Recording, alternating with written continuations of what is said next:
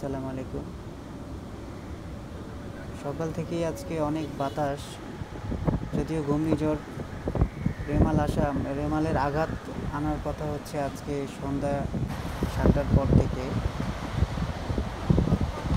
যেহেতু বাতাস হচ্ছে অনেক, আমিও সাগরের পাশে থাকি, আপনারা অনেকেই জানেন যে সাগরের পাশেই আমার অফিস। এই জন্য ভাবলাম একটু দেখে আসি সাগরের কী অবস্থা। তো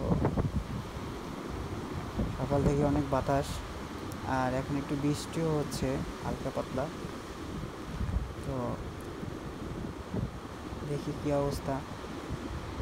এই যে সাগরের পাশে থাকি, আমার তো দায়িত্ব আপনাদেরকে জানানো সাগরের কী অবস্থা, এই জন্য ভিডিও। যাই হোক, সকাল থেকে অনেক বৃষ্টি হচ্ছে, আর সাগরের অবস্থাও আপনারা তো দেখতেই পাচ্ছেন। সাগর একটু সাগর ভালোই উত্তাল আছে। দোয়া করবেন, আমরা যারা সাগরের পাশেই থাকি উপকূলে থাকি তাদের জন্য একটু দোয়া করবেন, যেন আমরা ক্ষয়ক্ষতি থেকে বেঁচে থাকতে পারি, আর ক্ষয়ক্ষতি যেন না হয়, আর আমাদের জন্য দোয়া করবেন। এই পর্যন্ত এতটুকুই। আমি আবারও ইনশাআল্লাহ পরবর্তীতে আবার ভিডিও করে দেওয়ার চেষ্টা করব, কী অবস্থা আপডেট দেওয়ার চেষ্টা করব।